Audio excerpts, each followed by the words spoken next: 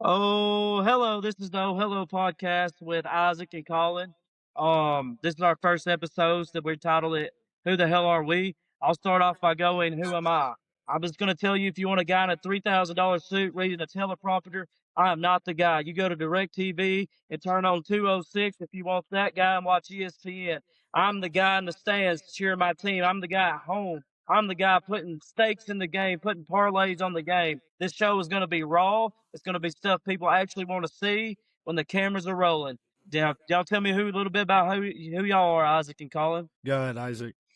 Yeah, I'm Isaac from Knoxville, Tennessee. Huge Tennessee fan. Go to all the games, stuff like that. And yeah, I'm just really about sports. Love talking about it in every way, shape, or form. Doesn't matter what. We could be watching the Derby. I don't care. It's sports. The smack dab middle of Ohio. That's where I'm from, Colin. If you don't know me already, uh, just diehard college football fan, diehard football fan as it goes. But obviously, all sports. Like I'm into it all. Now, if you're a college dropout out there, shout out to you. I'm in that class too, and we're trying to make our dreams come true over here. You got to manifest that success. And that's what we're doing on this podcast. We're going to manifest that success, and we are going to work harder than anybody else that you see as far as these podcasts go and any of our independent content that we do as well on the side. So super excited to kick this off with you guys. Yeah. I love sports. My only credential doing this podcast is that I haven't missed a kickoff since 2012. I've been locked in on every single kickoff and hasn't missed a play since 2012. I won't miss any games. But I think I just love sports because, I played them as a kid, watched them a long time as a kid, but it's just every single play, I'm just sitting there waiting for what happens next. My excitement, my brain's hooked on what's going to happen next. And I think that's why I love sports because you never know what's going to happen next. Yep. You never know, and that's why it's just got my brain hooked, and that's why I love it so much, and I love to talk about it because I can sit here and talk all day about what I think is going to happen next, but in all reality, you never know, and that's one thing I love about sports. What is something y'all love about sports? So yeah, I played offensive and defensive lineman in high school. Kind of got into the college level. But that made me appreciate the nitty gritty things about sports, the little things.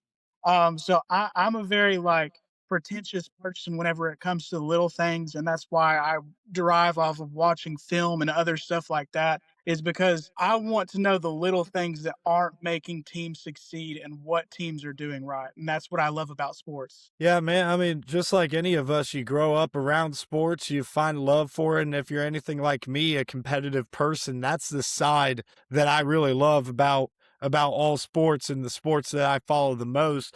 And also like the family influence you have. My uncle, great uncle, played at Ohio State in the 70s, played for the Chicago Bears for 10 years, been truly blessed to have conversations with him over the years. And then also his brother, my grandpa, going to games for years at Ohio State has really increased that love. And my dad coached me and my brothers in lacrosse growing up. Always very involved was my family around it, and you just fall in love with it when you mix that competitive attitude that you have, that you really don't get that competitive itch from anything else. It's sports that you see that exemplified the most. Yeah, I think we all have a connection. I think the game itself is a big deal, but when you break the sport down into the very little things that go to it, to the preparation from the team to win a national championship, or just the fan base as a whole, there's nothing like a fall in October watching college game day and sitting there or going to a tailgate. It's the little things for me that go in the game to itself, and plus you spend the great time with your family, and it's a good connection, and not just your family. College football especially brings people from all variety of cultures together. Yeah, I mean, look at this Um, podcast, right? I mean, you got this Midwest dude, upper Midwest guy talking to a bunch of Southeastern guys, and we're going to butt heads about that so many times throughout this podcast. Just a whole bunch of white guys. That's what I see. but one thing I do want people to know though is we are not ESPN. I think we've talked about that before off the air. Why we're not ESPN. There's nothing wrong with ESPN, don't get me wrong, but I'll tell you, I'm gonna be biased. I tend to wear my crimson glasses. It's hard for me to take them off. I usually really never take them off, but and I have no filter. I'm gonna say whatever the hell I want to say, and then if you don't like it, you don't like it. But it's probably gonna be facts and stats behind it. But ESPN, they try to be neutral. I'm gonna lean into my biases a lot on this podcast. Like I said, I wear crimson tinted glasses. I'm a diehard Miami Dolphins fan, which, we haven't won a playoff game in a long time, and that kind of hurts to say, but I try to push a narrative where I think they might be good. And I own it, I own my crimson tinted glasses. I own the fact that I'm a diehard Miami Dolphins fan. I'm not worried about league PR. When there's a garbage play on the field, I'm going to call it how I see it. This is not ESPN. If the play is garbage, if your team's playing like garbage, I'm going to call them garbage. I have no filter. Um, but what do you think about this for y'all two is going to make this podcast a little different than anything you're going to usually see normally on ESPN? Yeah, I mean, like you were saying, John, there's a whole lot of bias to this show. Obviously, John Whalen, you're an Alabama fan, and I can't stand you. And Bosch, you're an Ohio State fan, and I can't stand you even more. So, yeah, there's all sorts of bias. And sadly, I'm the one out with national championships. I haven't seen a national championship since I was born. So, but hopefully we can get there back to the mountaintop. Shit, John's spoiled, man. I mean, John's so spoiled with national championships. At least I can only count the ones I remember on one hand. John is not. He's more fortunate than that. But you I've know only what? seen 6 of them. You ready to Yeah, count mine, exactly. Bosch? Two Hold on, hands right there. hold on. You ready to count mine, Bosch? Okay, we're done. You go ahead. I'm done. Yeah, I'm done. That's it. Yeah, well, the thing that's going to make this super great too, and why we're not like mainstream media and even media people that I like doesn't have the aspect of we're fans just like you, and we're all going to have opinions that are a little bit biased because of it. I always try to be like, I'm unbiased and stuff like that, but then I have atrocious takes like, oh, we're going to smoke Indiana in the Big Ten championship. Y'all remember that one? We're going to smoke Miami. Y'all remember that one? It's yeah, so we're fans, and that's going to influence our takes a little bit, and we're not going to shy away from it if we're wrong. We're going to be right here. We're going to stand on business. I challenge you to do the same. And the biggest thing too is there's always a mindset that opinions are just something where I have mine, you have yours, and we shouldn't challenge each other. No, I welcome the challenge. If I say something stupid, point it out and tell me I said something stupid, and let's have a discussion about why it's wrong. Because the great thing about sports, it'll figure itself out at the end of the day. Yeah. So one thing, speaking on that, um, our next question is what I got a question for y'all too, and this is what the people want to hear. I want to know what each of y'all's hottest sports take is right now. All right. You want this one first or me? Go ahead, let's hear it. Go I know ahead, it's going to be Bosch. Big Ten as biased as it can get. Well, I'm going to say this right now, and maybe it's not the hottest take, but for some of you nostalgic college football fans, I think the best days have yet to come. You're seeing the chaos across the sport right now with NIL, people being able to pay that haven't really been relevant in the sport of college football in the past. Indiana just won a national championship. When it comes to fans like me as an Ohio State fan and fans like John, the days of us just running the sport is completely over. And we're going to have a lot more competition than we've ever had. And we're going to have a great coaching staff and change in roster year in and year out just to be able to keep up with the level of success that we're used to. And that's going to open the door for teams like Tennessee, teams like Indiana, like we just saw. And the best days of the chaos, everybody can cite how great the 90s and early 2000s. People can talk about the 2007 season. We're going to have multiple 2007s to come. And I'm really just excited for what is to come for college football. I think that we're going to grow up even more into our adulthoods and raise our children in the best time to be a college football fan. So, okay, my question to you is, could you see a group of 5 team winning the national championship anytime soon? Well, I could see a group of 5 team being able to get an opportunity in the power conference level, like take Memphis, for example, who has the NIL funds and the structure around it, that if they really got an opportunity, they could truly develop themselves into a national championship contender. I mean, keep in mind what Indiana was able to do with the blue chip ratio that they had. It was so low, and Memphis is the type of team that can attract a type of program that can attract a lot of talent. They got a great coach over there, and I'm not saying they're going to win an Natty anytime soon, but I am saying that with the growth of these conferences and stuff like that, I don't think that it's just going to be the top of the sport, the rich get richer type of situation. I think the teams that don't have that tradition are going to start being a problem. See, and that's So one you could. area that's one area that I might disagree. I mean, I don't disagree with you on it. I don't think Memphis would be capable just because they have to compete with programs like the Tennessees, like the Vanderbilts. You know what I'm saying? But I think it is possible for a group of 5 team that doesn't really have any power for around them to start to rise. You know what I'm saying? Man, those that team can they're going to have money. They're going to have money. I I don't want Well, know, man. I see the problem in college football. I don't think I think NIL is not so much the problem, in my opinion, as it is transfer portal. The I think if they put a cap on NIL though, I could see a team like Memphis doing something, but like Tennessee, like think about their state. Like you got Vanderbilt. You got to be really people that go to school at Vanderbilt are probably doctors. Okay, so you know they have money. Now take a Tennessee. The people that own the pilot are got a big hand in that program, which I know FedEx probably has a big hand in Memphis as well. right. But can they keep up with Tennessee and Vanderbilt? And can they keep up in their own state? Now Well, but I can agree with you to the point where you see some bottom tier SEC teams, some bottom tier Big Ten teams like Vanderbilt having a 9-win season. We even have thought of that would have happened 10 years ago. Indiana winning the national championship. Did we ever think we were ever going to see that? But all it takes is a rich donor, rich alumni, a big alumni base for you to be able to do it. And at the end of the day, we got, God willing, a lot of time left in our life, hopefully, through the next 40, 50, 60 years. You never know how the landscape's going to change. And honestly, the cap you're talking about,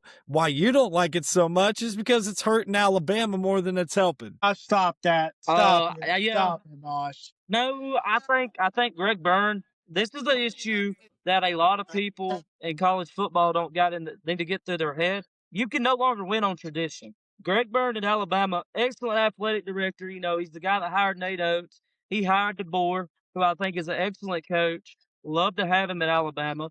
I think what he's been doing at Alabama in his tenure is great. He's done everything Nick Saban's done except won a national championship. My issue is Greg Byrne, if we want to keep getting beat out, if we keep on losing our Hollywood Smothers, if we want to keep losing out on Cam Coleman's, which I don't think we necessarily needed to get back to a 9-10 win season, but we did miss out on those big players this portal season, and it's because Greg Byrne is sitting here still trying to live off tradition, and I think a lot of big time traditional college football teams are still in that mindset. Tradition's not going to win you national championships no more. It's going to be cash. And I See, think that's but the biggest problem with Alabama right now. I don't see, and again, I slightly disagree with that. I think there has to be a mixture of both. I because we can go off the one year that Kurt Signetti won the national championship last year. I know he had an 11 or what was it, 11 or 12 win season? No, it was 11. Because they lost to Ohio State in the regular season. Yeah, I know he had an 11 win season before that. But what you got to think about is he brought a winning culture from JMU with him. Now, are those JMU players as talented as Ohio State's roster? Obviously not.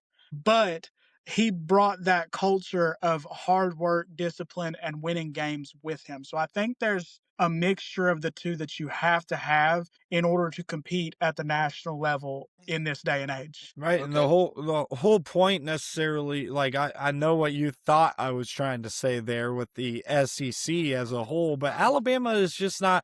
They're kind of being cheap about the money that they're spending, and to a certain point, so was Ohio State. Look at Tennessee. Tennessee's willing to spend the money, Oh yeah. That's not a problem out there. So it's elevating programs like Tennessee, who doesn't have as much tradition as Alabama and Ohio State. They have tradition, respectable, but then there's programs with not much tradition like Indiana and Texas Tech who are going to be able to compete because they have the money and they have the funds. So let me ask you this, Bosch. Does tradition equate to national championships? Not anymore. No, no. Okay, so we have just as much Tradition, tradition as Ohio State and Alabama. well, okay, so tradition can help as far as getting like the financial support. Like the big financial support that Ohio State's going to get is because of how much history is there with the football program and how much it Sure. matters because of that.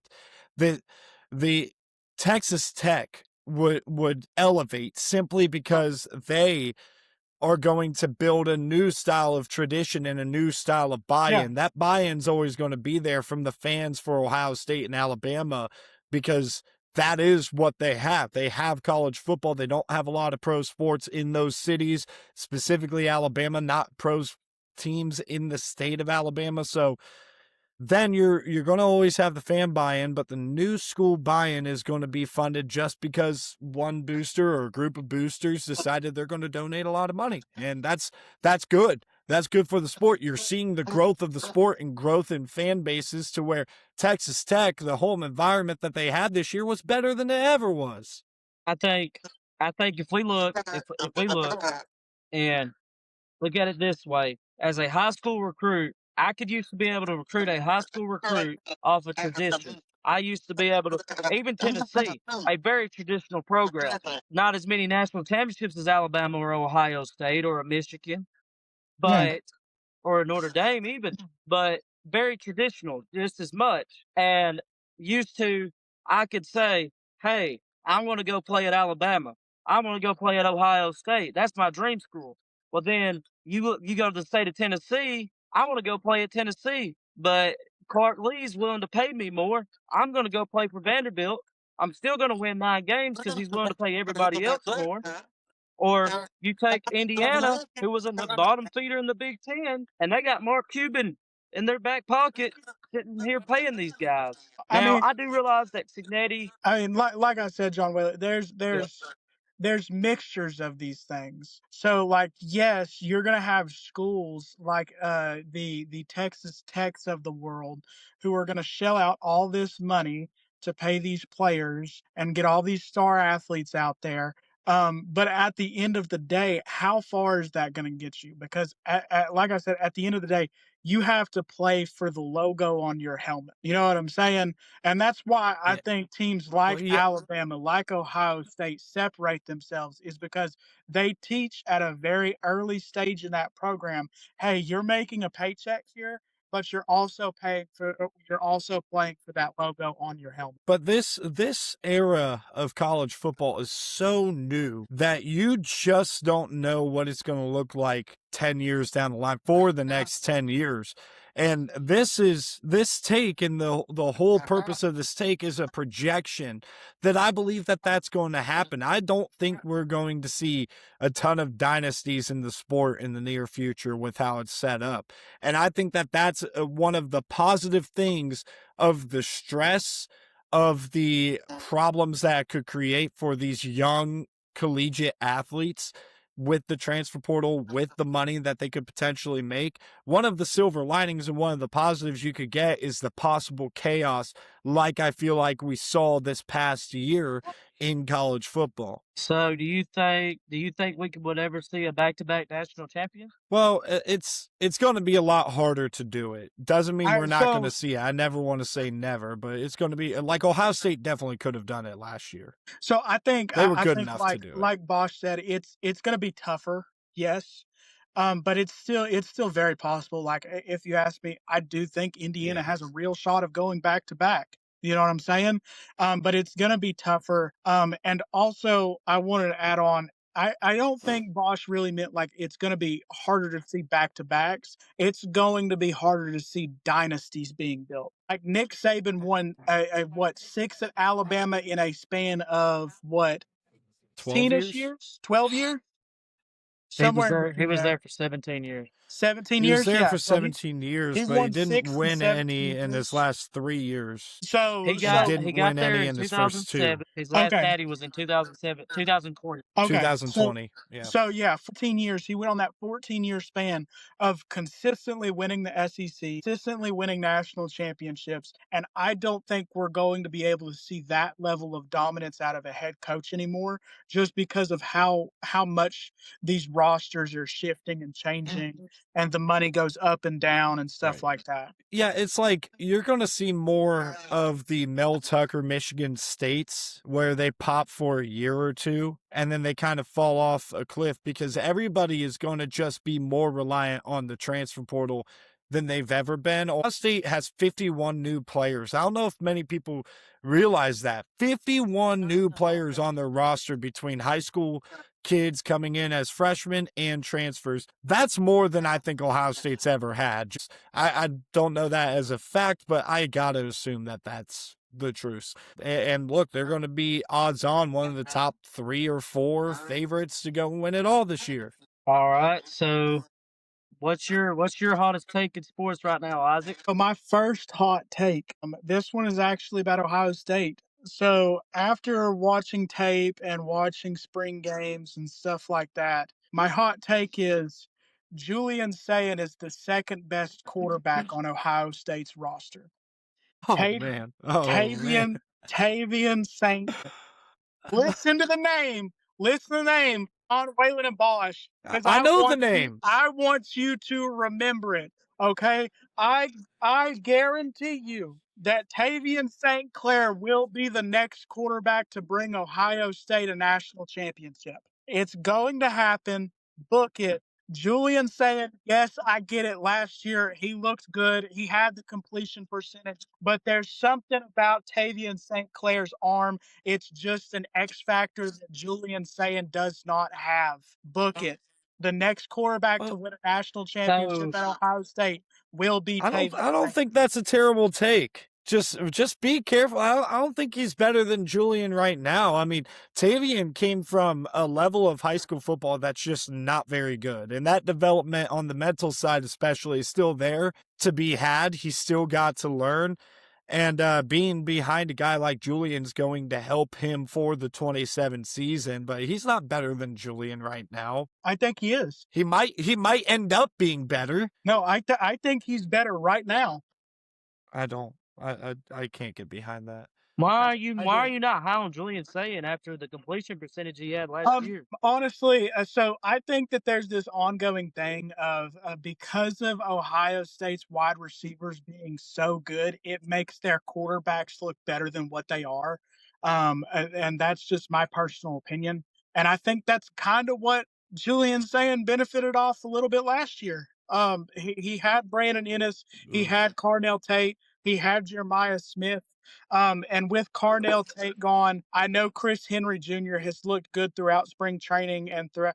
I just don't know if the wide receivers there are going to be good enough for Julian Sayin at the moment. Well, that there could be a little dip at that position. I'm not disagreeing with that, but I also think Julian's going to just get better. That's like what I've heard from Julian. I do say like using his legs and being a lot more confident as a leader. It's easier to do when you got a black jersey on and you can't be touched. It's a lot easier to do. So we're just going to have to see what it looks like in the fall as far as that side goes. But if he adds that to his game, Julian's going to be a Heisman contender. He was a Heisman finalist last year. I mean, I understand Would that. you say he's the best quarterback in the Big Ten right now? I think he could be. I think he's got Yeah. to add that to his game to be better than guys like Dante Moore, for example, and Jade Mayava. But And Bryce Underwood. Don't forget Bryce Underwood, Bosch. oh yeah, I'm not forgetting Here we Bryce go. Underwood. Here we go with the Bryce Underwood. Here's my hot take. Bryce Underwood's the second best quarterback on Michigan's roster, and some Michigan fans are starting to agree now. Tommy Carr. Y'all ready? Tommy Carr looked good. He did. He Bryce did did look good. not. Y'all ready for my hot take? Go Let's do it. ahead. Let's hear it. I think I'm about to shock both of y'all. I'm buckling up. Ole Yeah, Miss this is is the crazy. 2026 SEC champion, and the Dude, rest of the field is playing for second place. This So guy, okay. this guy You over want- here you being wanna so know high what- on Ole Miss. You want to know what's funny about this? Okay, so I actually, because we came up with 3 hot takes. Um, one of my hot takes is not far away from yours. I didn't say Ole Miss, Aren't we but I saving said those hot takes for the next episode? Yeah, it is next episode. Yeah, so save those hot okay. takes. Okay, I'll save it. I'll save it. Next episode, guys. Beyond Next the episode. one. Yeah, beyond the one. But Yeah. I completely But I don't want to say I completely disagree with it, John Whalen. But I disagree with it being Ole Miss. I think that Ole Miss with Greg Oden, I'm not a huge not Greg Oden. What am I talking about? What's their new head coach's name? Is it Greg Oden? Pete Golding. Pete Pete Golding. Golding. Why did I say Greg? That's a Cleveland guy. There you You go. got Ohio State on the brain. We live rent free in your head for whatever reason. I'm not a big Pete Golding believer. I think that their defense was very mediocre last year, and that's giving them a little bit of praise because honestly, I would say that it was absolute. Listen, that terrible. 24 Terrible. defense was nasty though. So I mean, yeah, but I'm gonna give y'all. you got to look at it through a lens. That 24 defense, they had all the right pieces where they needed them to be. Walter Yeah. Nolan, a guy that I actually got to play against, the number one recruit in the class of 2023. Dude was a menace. Like dude was huge. And super talented. Went first round to the Arizona Cardinals. And honestly, they've had a lot of pieces just leave.